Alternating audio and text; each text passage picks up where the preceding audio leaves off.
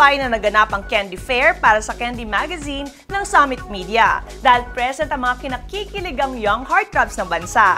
At pinangunahan yan syempre ng bagong hunk ng bayan, James Reid, anong ganap?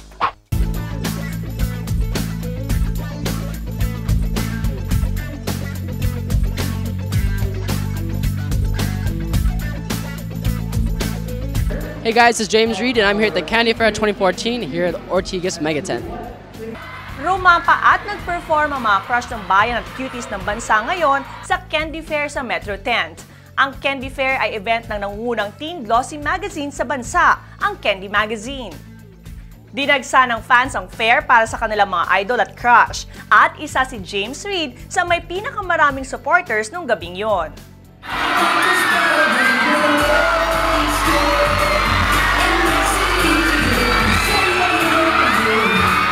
Masaya na yung party na to. It's really nice.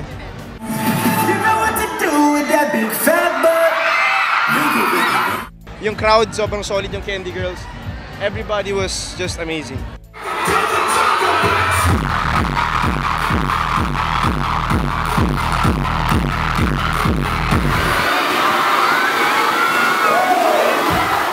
They just really get kilig all the time, and it makes me happy, you know, when they're all kilig. Tuwang-tuwa mga dumalo dahil naging interactive ang event dahil na rin sa iba't ibang gimmick na naganap. This is my 4th time here at the Candy Fair and it's always the best crowd, really. I love performing for the lovely Candy Girls, and you know, after the incident at the Cosmo Bash hasn't slowed me down, and I really love to perform, so it's what I love to do.